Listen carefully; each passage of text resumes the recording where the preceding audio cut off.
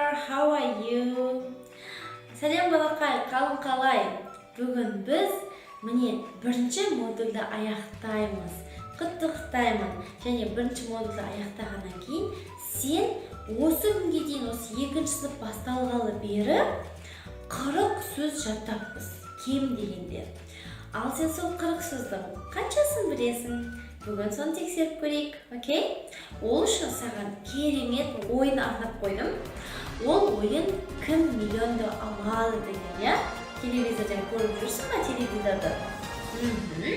Я, қазір ойынды бастаймыз. Балақай, ол сөздердің барлығы, яғни жаңа айтылған 40 сөздің барлығы сенің Pupils блогының 118-ші бетінде орналасқан.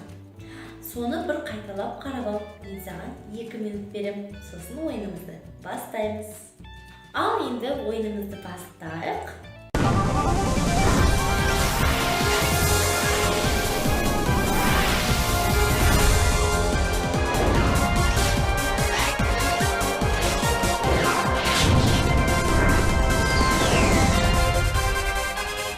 Бірінші біздің жасыратын сөзіміз саған blue сөзінің аудармасы. Blue сөзінің аудармасы. Қазақша қалай болады? Сенде 4 нұсқа тұр. Қызыл, жасыл, қалам, көк. Ойланып ал. Я, дұрыс айтасың. Blue деген сен бір ұпай алдың. Келесі сұрақ. Flag сөзі. Flag. Flag сөзінің аудармасы қалай? Қай нұсқаны таңдайсың? A, B, C, D. Yes, you are right. B нұсқасы дұрыс. Flag дегеніміз ту. Қазақша, я? Келесі сұрақ. Paintbrush. Paintbrush дегеніміз не? Paintbrush ол бізде. Ал өзің жауабын нұсқаңды таңдай қой. A, B, C, D. Қайсысы? Жарайсың. Дұрыс жауабы C нұсқасында.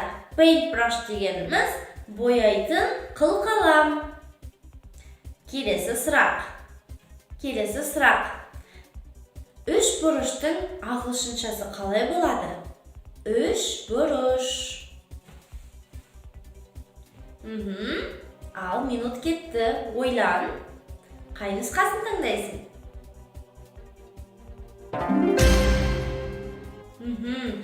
Я, A нұсқасы.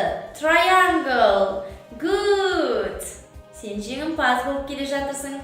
Келесі сөз trousers. Есіңде ме? Сұлтан өзін таныстырған кезде өзінің сүйікті киімдерін айтқан болатын, я? Trousers. Trousers дегеніміз не ол? Қандай киімнің түрі? Бас киім ба? Кепка, яғни күнға қарма. Футболка ма? Әлде шалбар ма? Немесе шұлық ба? Ал минут кетті. Я, дұрыс айтасың, керемет. Trousers дегеніміз ол бізде шалбар деген сөз. Және соңғы сөзіміз rainbow. Rainbow'дың қазақшасы қалай? Қай нұсқаны таңдар едің? Уақыт кетті. Дұрыс айтасың. Жауабы D нұсқасы. Rainbow қазақша кемпір қосақ. Жарайсың, сен барлық сұрақтарға дұрыс жауап бердің. Енді сенің біздің бүгінгі сабағымызға дайын екеніңді көріп отырмын. Себебі сен барлық сұрақтарға дұрыс жауап бердің. Жарайсың. Бүгінгі біздің сабағымыз progress test, яғни өзіңді өзің бүгін тағы да бір сынап, бәрін бір қайталап шығамыз, окей?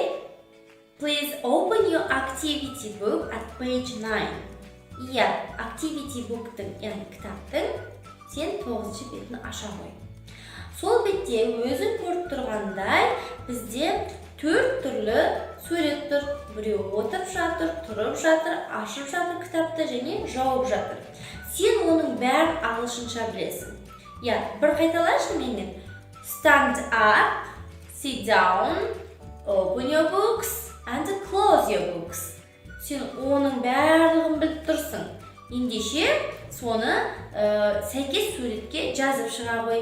Мен саған 1 минут берейін. Иә, оңай болды ма бірінші тапсырма? I think it was very easy, yes? Okay, the next task. Өзің көріп отқандай, бізде Лиам не істеп жатыр? Сурет салып жатыр. Яғни неше түрлі пішіндерді салып жатыр. Біз пішіндерді өттік. Қандай пішіндер бар? Менімен бірге тағы да бір қайталап алшы. Rectangle, triangle, square. Және соңғысы қандай еді? Circle. Дұрыс айтасың, circle. Ендеше екінші тапсырмасына қарай қой. 9-шы беттің бұл жерде неше түрлі пішіндер берілген. Және оң жағында кітабыңның сол пішіндердің жазулары жазылған. Сәйкес жазуды, сәйкес пішіндердің жазуын суретке сәйкесінше бәрін қойып шыға қой. Саған тағы да 2 минут берем. I'll give you 2 minutes. Okay, good job. Сен сынақтан сүрінбей өтіп жатырсың. Мен сен үшін өте қуаныштымын және сені мақтан тұтамын. Біз осы күнге дейін ойлашы екеуміз деген пішіндерді өттік, әртүрлі түстерді өттік. Сонымен қатар біз отыр, кітапты ашып, яғни мектептегі мұғалімнің айтатын сөзінде түсінетін болдық, иә, ағылшынша. Ертегі көрдік, сонымен қатар неше түрлі өлеңдер айттық. Осының бәрінің әсері саған, яғни ағылшынды жақсы білуіне әсерін жақсы тигізіп жатыр деген ойдамын.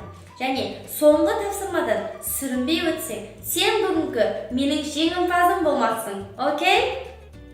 Және соңғы тапсырманы қарай қой. Бұл жерде түрлі түсті шелектерде түрлі түсті бояулар тұр. Енді бояулардың, түстердің ағылшынша сен білесің ғой, иә? Менімен бірге тағы да бір қайталап жібер. Red, қызыл. Ой, айтып қойдым, иә? Айтпаймын, сен өзің біліп отырсың бәрін. Жарайды, біріншісін айтып қойдым. Red дегеніміз қызыл. Одан кейінгісі blue, green, yellow, orange. Және соңында бір жаңа түс үйренген болатынбыз, иә? Бірінші сыныптан тыс үйренген түстерімізден тыс жаңа бір түсті өттік. Ол pink. Окей, енді мына шелектерде саған түрлі түсті бояулар тұр. Соның астына сәйкес сөзін жаза қой ағылшынша, окей? I'll give you 2 minutes. Okay, my dear, you are so amazing. Кереметсің жаным. Енді біздің ағылшын сабағымыз бүгін міне сен бүгінгі сынақтан сүрінбей өттің. Мен сені құттықтаймын. Және де өз-өзіңді бағалашы. Кітабыңның астында неше түрлі смайликтер тұр, көріп тұрсың ба? Сол смайликте қарай қой. Егер де сен I can, кәне менімен қайталашы. I can. Яғни сен ағылшындан не үйрендің, не айта аласың, нені істей аласың, сол туралы қазір сөйлейтін боламыз. Менімен бірге смайликтерге қарап оқи қой.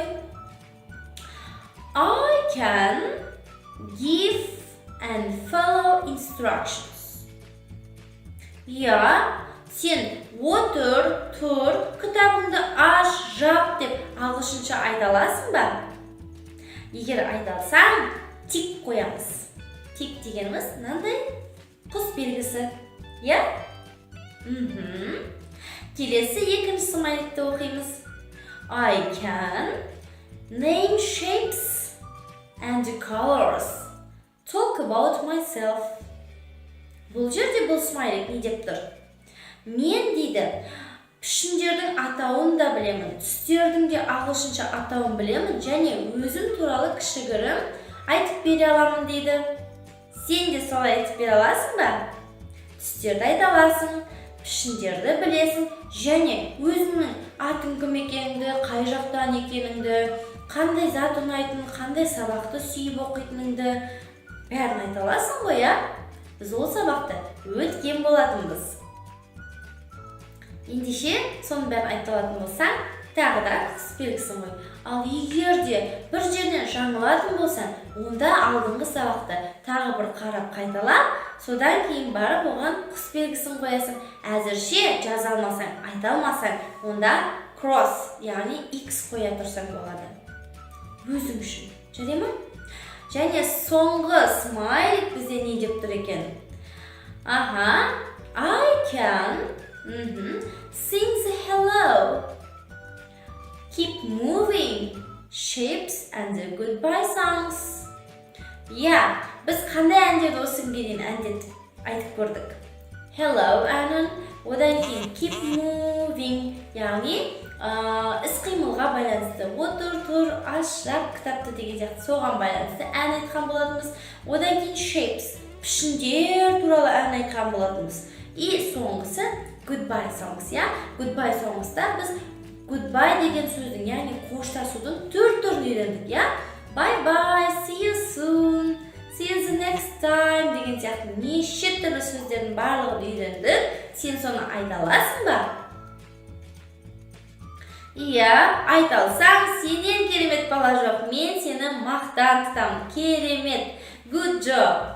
Сонымен балақай, егер де сен осы смайликтің үшеуіне де құс белгісін қойып шыққан болсаң, онда сен барлығын толыққанды ұғып жаттадың деген сөз. Келесі сабақта біз жаңа модульді бастайтын боламыз. Екінші модуль My Family, яғни отбасы туралы, окей? Әзірше бүгінгі сабағымыз тамамдалды. Келесі сабақта кездескенше. See you soon!